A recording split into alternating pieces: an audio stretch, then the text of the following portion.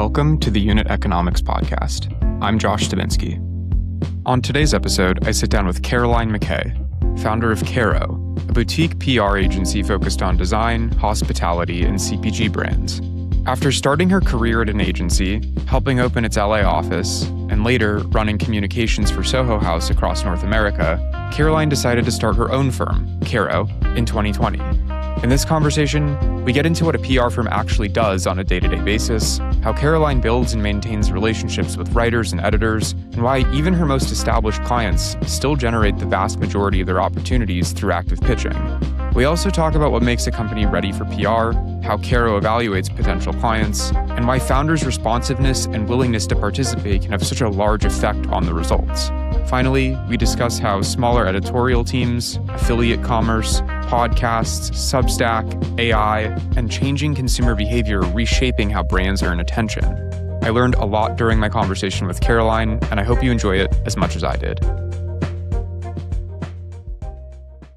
Caroline, thank you so much for taking the time to do this today. If you wouldn't mind just starting with a brief background on yourself, that would be great. Yeah, no, of course. So I'm Caroline McKay. I'm the founder of Caro, which is a PR agency focusing on design and hospitality. My career has kind of spanned across public relations. So I started at a smaller agency, moved out to LA, started their office out there, and then came back and worked in-house running comms for Soho House for a few years, and then started my agency back in 2020. So we just hit our 6-year mark, which is really exciting. Yeah, congratulations. Before we get into how you thought about differentiating yourself in the market and maybe the types of clients you'd want to work with, I am interested to talk a bit about your in-house experience. So if you could explain in a little more depth what that looked like, and I think more importantly, what or how that experience sort of shaped the firm today and what the most influential aspects of working in-house were. Yes, a great question and kind of a lot there. So one thing that was really unique about Soho House is even though it is obviously, well, actually, I can give a little bit of context just in case people don't know what it is. But, Soho House started as a private members club, really expanded throughout hospitality. We had many public restaurants. A lot of the clubs ended up turning into hotels as the business grew. So it really was like a full-blown hospitality group that spanned worldwide. I was in charge of North America, but that also entailed getting press for international properties within the US media. So it was a kind of really interesting thing because usually for groups of that size, usually like they have a lot of agencies that they work with.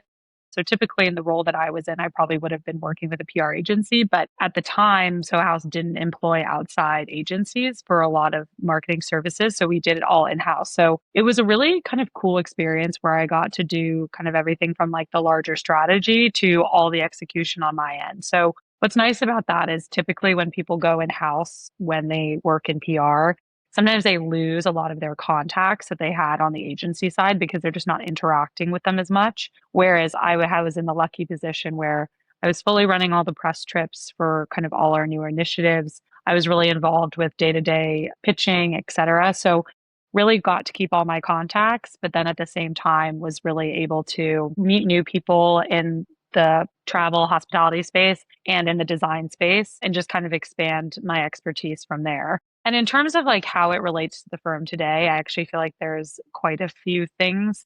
But I think the biggest one is just really understanding the in-house perspective. I think a lot of larger agencies specifically tend to kind of lose sight of that, or they are not hiring people that have ever worked in-house. And so they're not understanding kind of like how to really get things out of people so you can move your work forward and do the best work for them, or creating systems that work for the client you're working for versus just that work internally for you.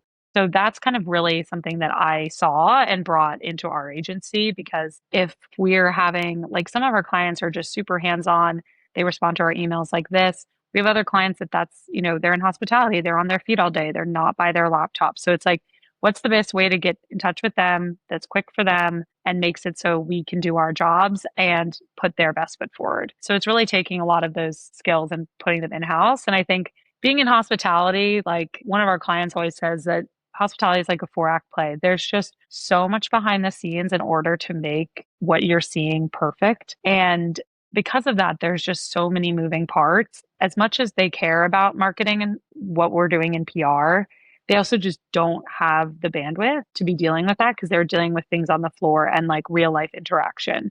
So it's helping people understand how we can benefit them. We'll meet you where you are. We're going to do what you need us to do in order to be able to get the information we need from you in the easiest way. How can we kind of work with you on that?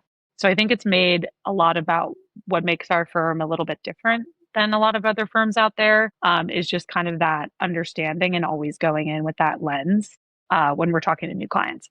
So I've loved working with the team just in terms of trying to book potential guests. And it dawned on me in doing research for this conversation that I actually don't really know what you all are doing on a day-to-day basis and sort of tactically what your services look like. And I think a lot of listeners probably feel the same way about PR in general. So if you wouldn't mind just breaking down what it is you actually do on a day-to-day and what you offer, that would be really helpful. We do kind of get this a lot because I think the intention of our job is that we're behind the scenes. So a lot of people don't really understand what's going on when you're talking about public relations generally. So kind of what I always like tell people just as like a general overview is you're reading about a new brand and you're getting excited about them, whether it's a review or you're reading about a new hotel in a magazine or in a Substack. And there is someone that's putting that there. And that's what we do. So our goal is to really get our clients in front of the right journalists, the right people, the right podcasters in order to tell their story, to get out there in a way that feels incredibly organic for the brand. So it doesn't feel like, a pay to play opportunity, which it isn't. And also just making it interesting for the consumer. I mean, I'm like a big, partially probably because of what I do for a living, but I'm really huge on discovery. I love finding new brands. My favorite thing in the world is finding new hotels. It's kind of a game for me in terms of like how I find them and how I stumble across them. And I think a lot of people share that, or they're just really looking for information on like, what are the best products in this? Like, I want something like this for my house. Where can I find it? And so it's just really about like kind of knowing that consumer behavior and trying to have our clients show up in places that make sense for them. And so in terms of what we do on a day-to-day basis, I always kind of look at it from like a three-prong approach. So it's like if it's a product, you're kind of wanting to get like commerce roundups, things like best rugs of 2026, things like that, where it's just like people are looking for information, this is where they'll find it. And then there's like kind of more in-depth things. So like feature reviews, really like overall brand reviews, and also just product reviews on a specific product. And those kind of fall within that camp a little bit, but are a little bit more on the brand side. And then one of my biggest things is also thought leadership, which is why we've talked to you so much, Josh. But I always think about the brands that mean the most to me in terms of like, I'm like, where did I find them? Why am I so beholden to this brand? And a lot of the time, it's because I've listened to or seen or read a story about their founder, why they started it, their passion behind it.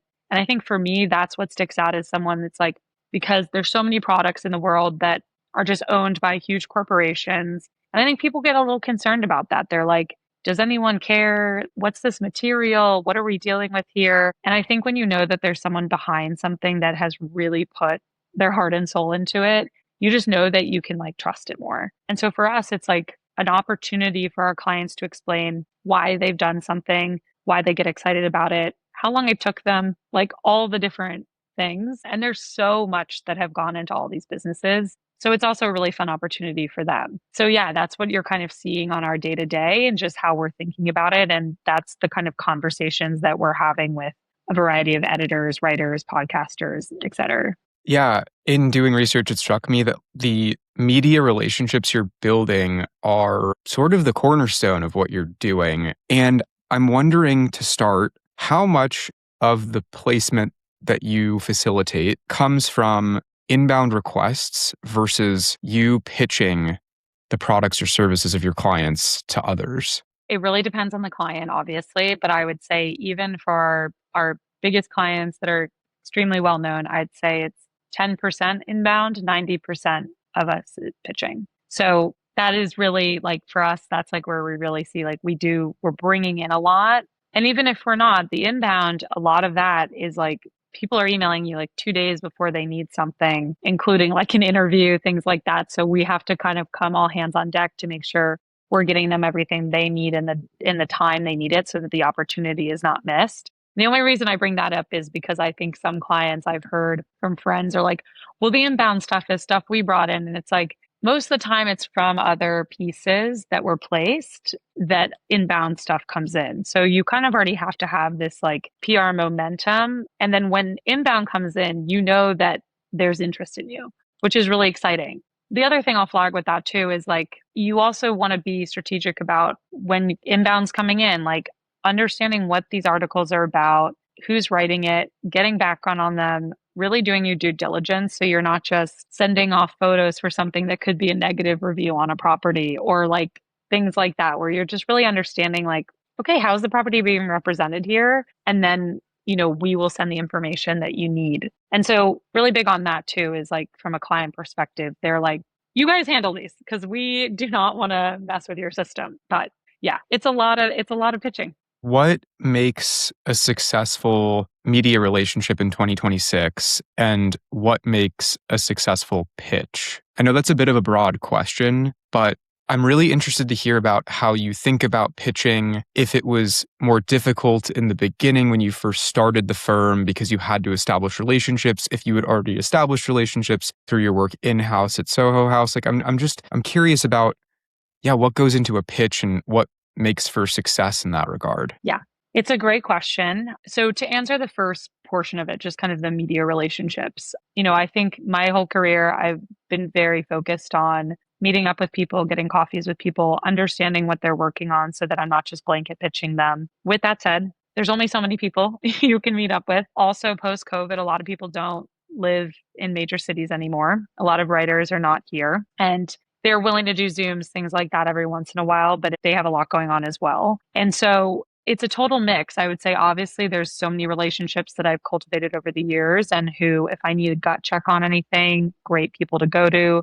I will specifically pitch them certain things. But also, I've made so many new relationships, even just via email, where they're like, I know she's going to get something back to me in a timely manner. I know that if I ask her for something, if she's not able to get it to me, I'm getting a response. So I know what to expect because everyone here is trying to do their job. They're trying to be professional. So if I'm not hearing back from my client, I'm very upfront. I'm like, what's your deadline?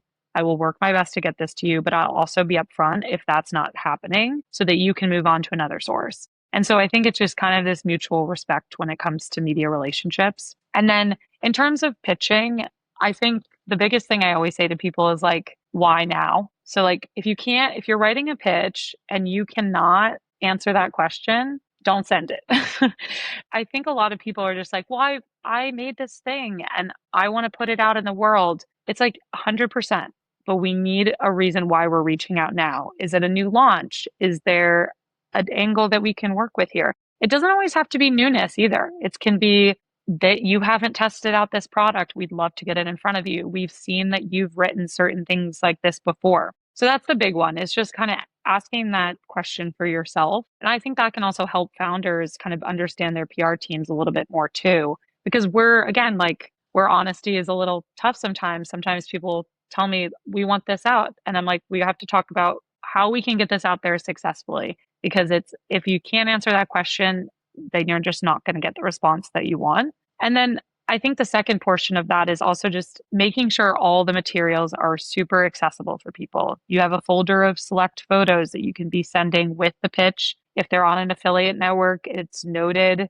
easy to sign up for. You're just kind of putting all the tools out there so that like some of our pitching efforts, editors just fully take the info we send them and then they do an article and then they send it to us after and they haven't even responded to us with confirmation. And that's because they're working on quick deadlines and we provided them with everything they need, the pricing, even some quotes. So they're like, we're good to go. And so I think when you make it easy for people, you're also just giving yourself a little bit more of a chance. If they have to send 5 emails back and forth to you, it's a little bit more challenging for them. And when it goes back to media relationships, like people want to work with people that have made it easy for them and made their jobs a little bit less stressful. So I always tell my team, I'm like, just over communicate, make sure that they know what's coming to them. If it's delayed, that's okay. Tell them it's delayed.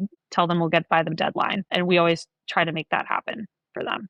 I want to try an exercise. I have no idea if this will land, but I think it'll be fun. So in order to understand the sort of client life cycle a little bit better, I'd love to maybe role play what it would look like if I came to you and said, I love your work as a firm. I'm looking for representation for my podcast. And I know that might not be the most traditional entity to represent, but from that point forward, what does the process look like? Yeah, it's a great question. So we would get on an initial call. I'd want to hear just kind of about you, more details on what you're looking for, what would look like success to you, or maybe if you don't understand PR at all and just want this initial call, I'm always happy to chat. And then really just kind of understanding, why you want PR.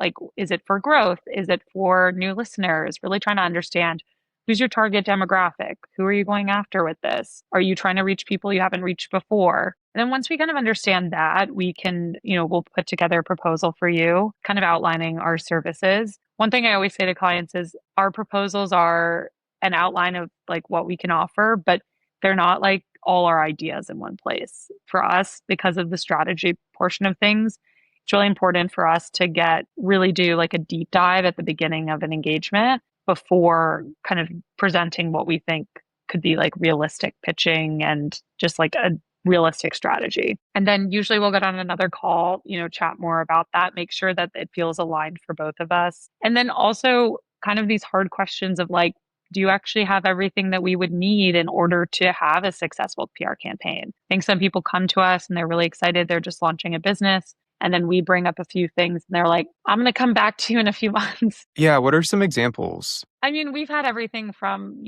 no photography at all of the products, no lifestyle photography, no plan for social media, no general marketing plan. And look, those are not bad things. All of these things take time and I totally understand. I think for us, I just always want to make sure that if we're putting our best foot forward and we're just honest about what we need from you in order to have the best campaigns possible. And so, it's even if the founders want to be founder facing, do they have headshots that we can use? Have they been on anything before that we can be citing? If not, like, let's talk about topics they feel really comfortable with. Kind of really just getting to the bottom of like, really, what are these kind of pillars that we can land on? And then also, do we have all the supporting assets? For products, we're always like pushing for affiliate because that's become such a big part of that, for marketing and PR. So seeing if they're open to that. And if they're not, if they're understanding of the fact that, some publications, they're really looking to apply to the affiliate. So just having a understanding of so everyone's on the same page. And then if we were to start work together, we would do this kind of deep dive exercise. We spend about an hour and a half asking you pretty much every question under the sun about your podcast, where you're excited for it to go, what your like favorite brands outside of that are, what you think is a successful campaign. And then from there, we kind of create this strategy that then we go back and forth on until it feels like the messaging feels right, et cetera. And only then do we really start pitching. My big thing is like things are obviously digital these days, so it's a little bit easier to correct things, but we would never want something out there that a client doesn't love is the way that they're being represented. We want to make sure that the language that we're continuing to use is never something that they're not a fan of or not comfortable with. And so that's why that exercise is also like super important for me. And it really helps like deal with any of those hiccups from the onset. Yeah, from the onset, what tells you if a podcaster, a business, whatever entity it is that you're working with, either is or isn't ready for your services, or if it'll be a good fit to begin with? And subsequently, if it is interesting to you and maybe they are ready, how do you filter out who to work with? Because you only have so much capacity. How do you decide who to partner with and when? It's a really great question. I wish I had a more like technical answer for you, but I think just from doing it for years, it's kind of become just like kind of a gut thing. I do the initial call, then I loop in my team. If we get on a second call, we all kind of feel it out, thinking like, okay, if we were to work with them, like, do they answer this why now question? Or do they have enough for us to be pushing from a PR perspective? Are they maybe a shorter project? Or they maybe something we could only really take on for 3 months because we don't think that they'll need our services after until their next thing launches. So we just kind of like chat through all those questions internally. And also, it's not just me working on it. So I'm really big about including my team, making sure that people feel excited and really comfortable with anyone coming in. And I think that actually ends up just naturally filtering out anyone that probably wouldn't be a great fit. We want to work with really just like great people. So if there's ever like a red flag on a call, if someone's really rude or not, they don't seem like present or want to even be there, that's something that's like we also take into consideration, because as much as I care about the health of my business, I also care about the mental health of myself and my employees. And so I'm really big on just working with people that they're excited to work with us. They're excited about, what we're doing. And also that just there's synergy. We might not be the right fit for everyone, and that's like totally fine. I think everyone is looking for different things. One of my friends made a comparison. She's like, it sounds like it's like finding a therapist. And I'm like, exactly. Yeah. And not that it's necessarily like a one-to-one relationship between representative and business, but I'm curious what roughly, if there's a ratio of how many clients somebody can work with at one time. Yeah, it's a great question. We kind of, it's hard because every client is really different in terms of like their scope, their size, what they entail. And so we kind of do it based off that. I mean, I think what's pretty unique is that I'm also in the weeds with all of this and I am fully working across all the clients. So I have a really good sense of if I'm feeling overwhelmed. I never want a team member to feel like that. So I'll know how to kind of either pull back from them and take on a little bit more myself, or just try to balance it out for everyone. There's months that are just naturally slower for a lot of businesses, and we also have that cycle in PR. So I think there's an understanding across our firm that there's certain months in the fall and in the spring that are going to be a little more hectic, and then, summer and December a little chiller. So we're able to kind of balance through that as well. But yeah, we really do. I don't assign a certain number to it, but we never want to make sure someone's like overwhelmed where they can't be getting to the bottom of their inbox every day. It should not be there. So we're just really like, we chat a lot internally. And again, because I'm on everything, I kind of know where it's all at and what's being assigned to everyone. So I just monitor it. Yeah. Okay. So I do have more questions on that. I think we'll get to them next. But let's say the initial engagement goes really well. It's a great fit. Everybody's excited. What does the general pricing structure look like? And I ask because I think we'll get into office hours, which I think is a really unique offering. So yeah, I'm wondering, generally speaking, what the pricing structure looks like for this type of work. Yeah, no, 100%. I mean, I will flag that we structure it a little bit differently than some other firms. We're used to working with a lot of startups. So instead of like making people come in at 6 or 12 month engagements, we start at 3 months and then it just kind of goes month to month from there. And I think that also opens the door for a lot of startups who are concerned about a longer term commitment. And it also gives us a chance to make sure like just feeling each other out, that it feels like a good fit. So our work falls a little bit under like larger firms. So we start at like 6,500 a month, and then it goes up just depending on what the needs of the client are. A lot of them come in knowing that they're kind of a larger business that will require a lot more legwork. So for them, obviously that cost has to go up in order to account for that. But it's really just like in those initial calls, we really just like tried to listen and understand, tried to get a sense of the scope, and then we price it accordingly. And then your reference to office hours. So I just had an understanding of like, I've talked to so many amazing entrepreneurs who I just like really loved. I loved what they were doing, but they were like, I have $1,000 a month or $2,000 a month. And I'm always like, oh, man, I like would love to help you, but that like unfortunately like would come at a loss to me. So I really wanted to figure out if there was a way to kind of work with people that wasn't like a full service retainer, but also just helped them kind of get their foot in the door, get them some initial press, and then kind of set them up for success so that they could eventually, as they grow, get on that bigger retainer. So we started Office Hours, which is our subscription service. And there's two different tiers to it, kind of a higher touch one and a lower touch one. And it's just a very low cost for people. And it basically allows them like access to a community. We help guide them through, any PR questions they're having. We have monthly expert sessions with people across the industry. We have monthly office hours sessions with us, so they can ask any questions that are coming up for them. And then it's really just that they execute on their own. So they have kind of all the tools for success, and they have the support when they have questions or need us to read over a pitch, but they're not, having to pay for someone to execute on their behalf. So that's been a really fun way to just be able to offer some of our knowledge and expertise and just kind of allow them to be able to generate some coverage themselves. And then eventually, as they grow, they can kind of move into a retainer with us or someone else. How have you ensured that there's not a cannibalization effect? Is it really just natural in that you kind of either need something that light touch or something higher touch and it's not that big a deal? The model makes so much sense to me, but I'd worry initially that maybe some larger clients might downgrade, call it, to office hours from a more traditional retainer. Yeah, I did think about that just because it's something that like when I was at Soho House, we went, there was the Soho House membership and then they offered the Soho Friends membership and there was some initial upset from members on that. I think with this though, it's such a different offering. Our retainer clients, they don't want to be doing the execution on their own.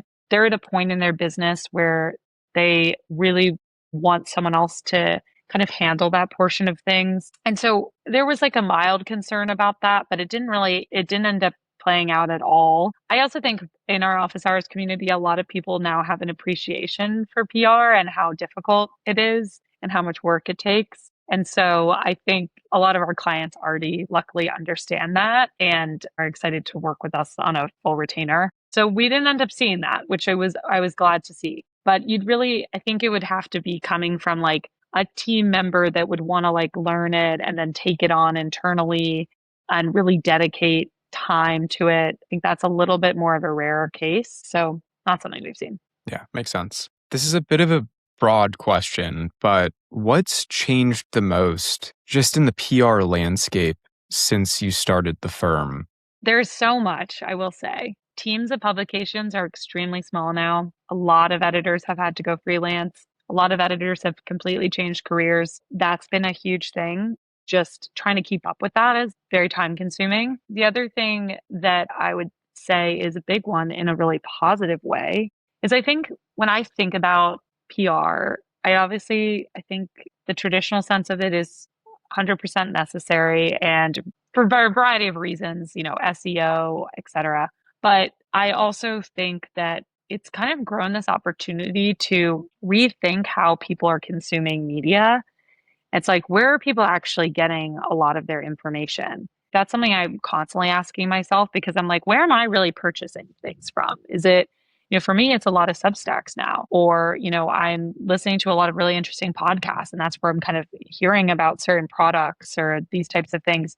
So I think it's really trying to think of PR a little bit differently. And that's always been the case. I think there was this whole thing like long form media is dead and, no one's reading anymore. No one has an attention span. I'm like, I don't think you're giving people enough credit here. Like, I don't think that's true. And I think Substack actually proved that to not be true because people love it. They love the long form content. They love the essay content. And so I think it's really just about thinking about who's your demographic and who you're trying to attract and understanding what they're consuming and how they're consuming it. That's been one of the biggest changes I've seen. Just it's a little bit of a different approach depending on who you're reaching out to. Obviously, if I'm talking to someone like you, Josh, my approach is very different than if I'm talking to, an editor from the New York Times or a Substacker. So it's just making sure you're also kind of catering your efforts to what people are covering and what they're interested in and making sure you're getting in front of them in a way that actually makes sense to them. A term that keeps coming up on the show is storytelling.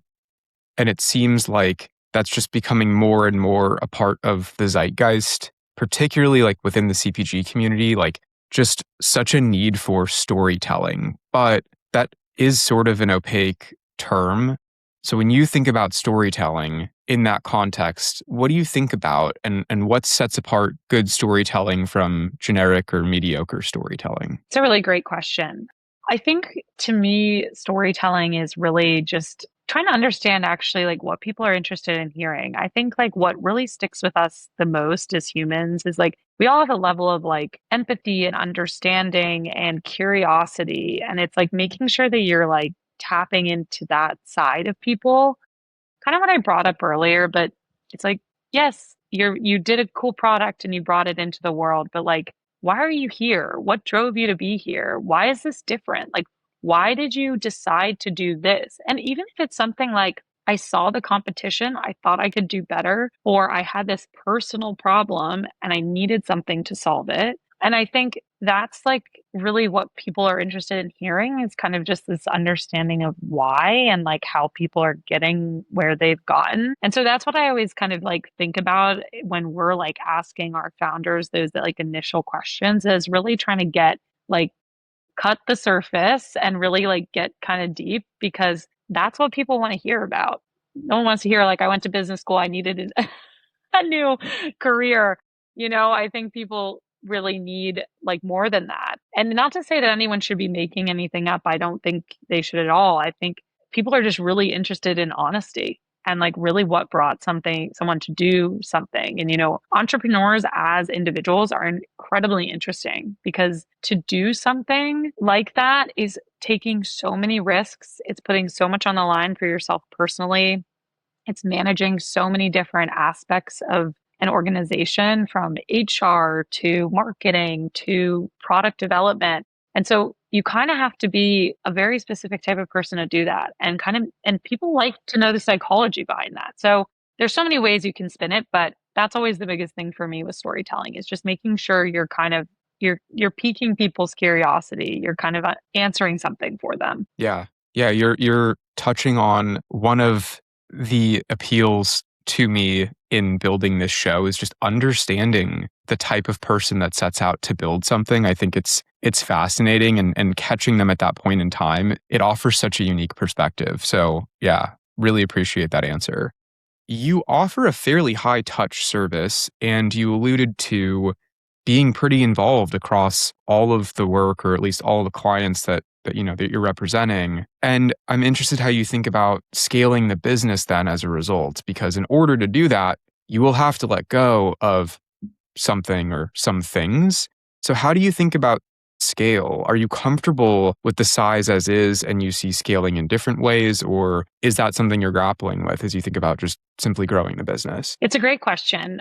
So transparently, I've thought about this a few different ways. So we had a larger team last year. The tariffs had like a very big effect on our business in the short term, or the announcement of the tariffs, I should say, not actually when they were implemented. And that unfortunately caused me to have to let go a few of our team members, which was really devastating for me. I'm not gonna lie, didn't sleep for like a month. But I think it also really forced me to kind of think outside the box and like there's so many tools at our disposal these days. How can we rebuild this in a way that's like a little bit leaner, but also still making sure that we're high touch with all of our clients? And so kind of have been rethinking how we did it. And so now we're kind of at this place where it's like we have kind of like more people who are like senior level, and then we have like true admin supporting them instead of trying to build out these teams of like 5 people where a lot of admin work has been replaced by AI or could have been speeded up by it and things like that. So a lot of these jobs they don't really have and I think there's a lot of learning in that as well for people coming into this industry and also just new jobs is like making sure that they're kind of on that learning curve and are understanding what's coming. But I think for us, it really actually made more sense to have more people kind of on the strategy and great relationships who are also willing to execute and then have them be supported by, executive assistants that are really able to help them move things along. And I think for us, McCall, who you've spoken to, who's been with me since the start and is kind of my right hand, we talked a lot about like, what can we be getting off our plate here? What are things that actually don't require our particular brain at this moment in time? If a client has a really big press day, we could have spent like 5 to 6 hours clipping and sending every single piece. Not necessarily the best use of our time, And so just kind of realizing those things and realizing that that time consuming aspect of things was taking away from larger initiatives for us. And so that's kind of what we fixed for. And yes, I do eventually have to delegate a lot more. But I also I find that I have so much like trust on my team. I have no issue delegating anything to any of them. I fully go on vacation, turn off my phone, not worried for a second. So I do feel very, and like to any clients listening, not always, but I do feel very comfortable delegating. I think that also with a lot of our clients, like we've just formed such great relationships that I want to still make sure that I'm involved and on all the calls and just really present for them. And so we'll see how that continues to evolve. But I do see it as other people owning those clients. We just haven't necessarily needed to get there yet. What's something you've changed your mind about since starting the firm? I think I used to think, and I think a lot of people probably feel this way, but I used to think success was like the number of people that worked for you or like how many clients you had. And I've just completely shifted on that entire perspective. And I feel really lucky that I had that realization because I think that can bring you down a path that you're like, that's not necessarily what I want for my life. It's not really what I want for my business. And I don't necessarily think that's the way that every business has to go in order to find success. We're 6 years, we're still here. We made it through some pretty tough times. So I feel lucky for that. How does the firm define success internally? What metrics are you looking at that tell you this was a good month, this was a good quarter, for example, non-financial metrics? Yeah, for us, it's really just like the success of our clients, getting great feedback from them, getting some articles that were something that was like aspirational for them and that we were able to secure. Or if they had a really amazing launch, that feels like amazing for us. And so that's really how we measure it. It's really just like, are they happy? Do they feel like they're valuing our work? And if we can answer yes to that, then for us, that's success. Do you have a single universal piece of advice for founders when it comes to just PR in general? Any sort of blanket Yeah. words of wisdom that you could impart? I mean, it's nothing crazy, but I always say, like, you get out what you put in. If you have the time to be interviewed, if you have the time to interact with the people that are doing your PR, you will find better results. Like, it's always the founders that really care, they're involved, they are willing to talk to anyone, they're not precious. Those are the ones that, and we're obviously vetting everything, but they have a trust in us, in what we're able to do, and they'll make the time. And so those are always the ones we have the most success with. I think we have time for one more question, and it's sort of a two-part question. So I'll let listeners do the math on that. But I'm interested to hear, where do you see Caro 3 to 5 years from now? And where do you see the landscape more broadly moving as well? What trends are you keeping an eye on? Yeah, it's a really good question. For us, I think I would like to have delegated a little bit more. I'd like to be, it's still under 10 people, but being able to have kind of teams within that have their specialties, really being able to lean into that for themselves and have some ownership over those clients individually. But in terms of the landscape, it's so hard because it's moving so quickly. I think what I'm just constantly tracking is like what's influencing people, what's making them purchase, just kind of keeping an eye on like how people are finding things, even if it's through like AI, for example, like is everyone searching in AI? Like what's the, 10 best air conditioners I should buy? Like how are they finding that intel, or are they still just Googling it? And just making sure we're kind of keeping our pulse on where that is all going, but also kind of keeping the human side of things too. I think a lot of people forget how important it is to meet someone in person or experience a product or a place in real life. In some ways, like I talk about this a lot, but in terms of like affiliate and AI, like the travel industry is like quite far behind a lot of the consumer product in terms of just like from a marketing, like they don't really do like there's other reasons for it, but they don't really do affiliate. That's not a big part of it. And I think that will catch up for them. But I think the reason that they're like that is because there's this such personal touch to being in a location and a place that really is not controlled by this other kind of sector. So I think we'll see a little bit more of that, just like people kind of reverting to that. I mean, I think we're seeing with this younger generation already, wanting to get back to everyone's bricking their phone, they're going analog. Like, I kind of can see a lot more of that continuing to go forward. So it's this fine line of like one thing's moving at light speed and other things are slowing down. And I'm just always like, you just have to ride the waves and kind of, see what it's looking like and talk to people and really understand where they're getting their information. So I wish I had a better answer for you, Josh, but that's what my strategy. No, I think it's a great answer. I think it's very well put.